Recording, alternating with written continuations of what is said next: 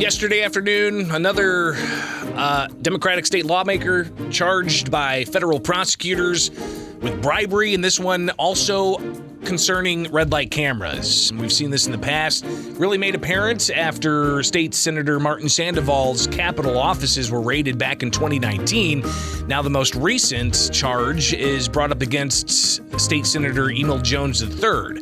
Now, Senate President Don Harmon has asked for Emil Jones to step down from his leadership positions, saying that senators have to hold themselves to a higher standard.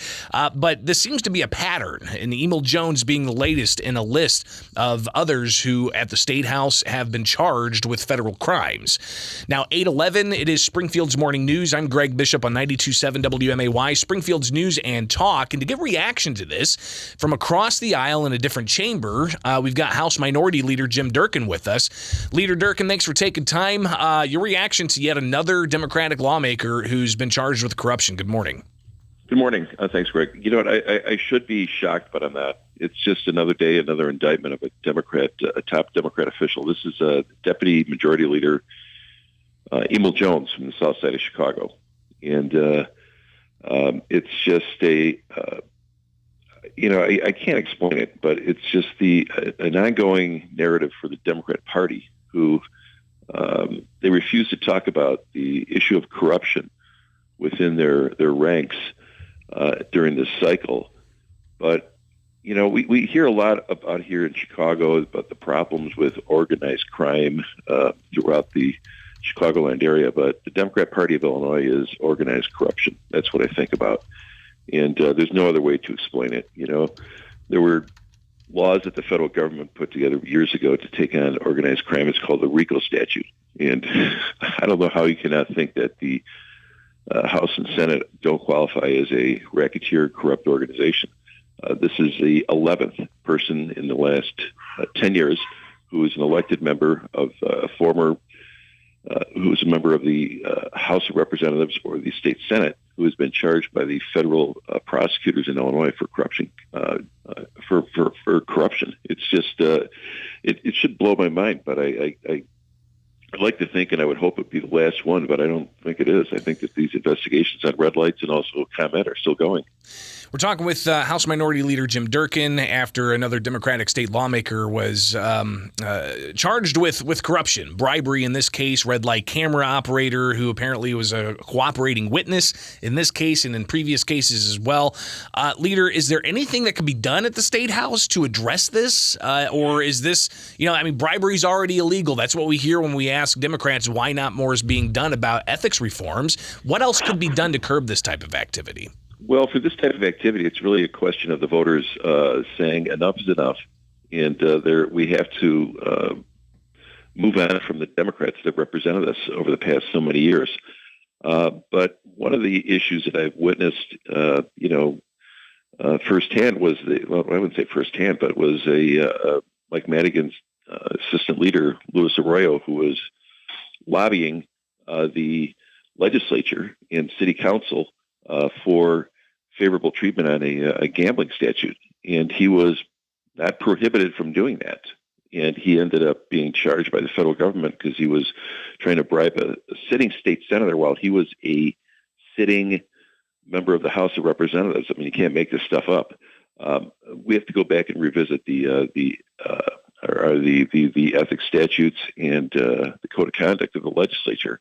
But I wish we could legislate good behavior and ethical behavior. And it's embarrassing because, you know what, I take an oath.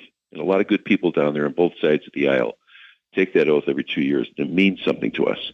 But it doesn't mean anything at all to people like Jones and Mike Madigan, Arroyo, and I hate to say it, but the Democrats who've just run up the tally over the past 2 years with scandal.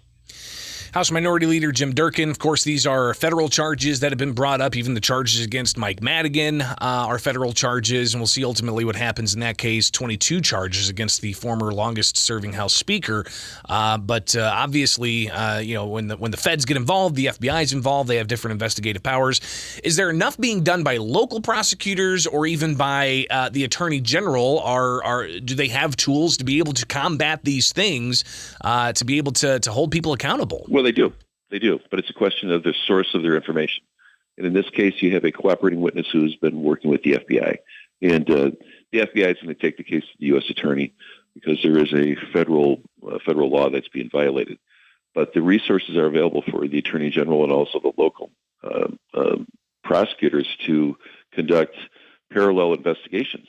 It's not uncommon to have that type of action done, and it could be with it could be an individual.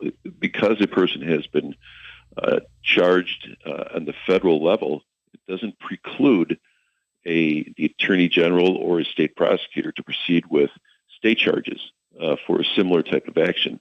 We're talking two different sovereigns. There's no double jeopardy involved there. So in theory, you can do it. In reality, it doesn't happen. Leader Durkin with us. He's the House Minority Leader, something that Republicans and many in law enforcement and states attorneys have been raising about the SAFET Act. Passed early January of 2021. Here we are, September of 2022, and a lot more headlines, a lot more attention being drawn at the cashless bail provision of the SAFET Act. We're hearing some, even last night at the Springfield City Council, they had their lobbyists tell council members that the governor says they expect to put forward some kind of trailer bill to clean up implementation about the SAFET Act, but all of that's going to come after the election. What are you hearing is going to happen in the veto session with the SAFET Act, if anything at all? Absolutely nothing. The Democrats, they may try to revisit it, but, they are, instead of accepting the fact that they've made a mistake and bring people who actually know what they're talking about in to discuss the bill, they would rather just nibble around the edges and try to get a few things done. But they refuse to, again, accept the fact that this has been a failure, the way, not only the substance, but also the process. But we've already had what they call 3 trailer bills that they have put forward to make some minor adjustments. That means that it's not even the ink is pretty dry on it's not quite dry on the SAFET Act, but they've gone back at it 3 times, and Pritzker says we have to, revisit it again. I don't know how many more times within this short amount of time that they can at least acknowledge that this has been a mistake. Why don't we start over again? Because I'm willing to work with them to make this thing right. I understand this area of law very well. I was a prosecutor. I know how to read the statutes and know how it's implemented. But unfortunately, the Democrats refuse to listen to Republicans like myself and Patrick Windhurst, who've actually spent time in courtrooms doing this type of work.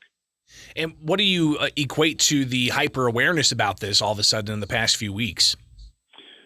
Well, there's a lot of Republican groups and I think independent groups who have been following this. And, this is a fair game. The Democrats have created this environment. I consider the cashless bail provision or no cash bail system a ticking time bomb for Illinois. It has got many prosecutors extremely nervous, law enforcement really, really nervous about what's going to happen in the beginning of January. And quite frankly, I know a lot of judges, and they are still trying to figure out how this is supposed to play out in the courtroom. This is a problem. This is not a political pitch that I'm making. This is a substantive policy error that was made by the Democrats and by the governor. And what they've done and for whatever their reasons were, they have compromised and will compromise public safety in Illinois, which is an absolute, it's something that I can't even fathom, because our greatest responsibility as legislators is to protect our people. And this flies against everything that we take the oath for. So this is fair game, and I hope the public takes it out and they understand who is responsible for this and votes accordingly. This can be solved.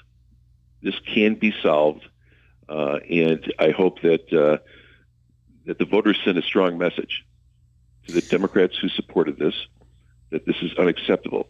And I guess we'll find out in November whether or not the Democrats are willing to make the responsible changes to this law, because there are ways to fix this.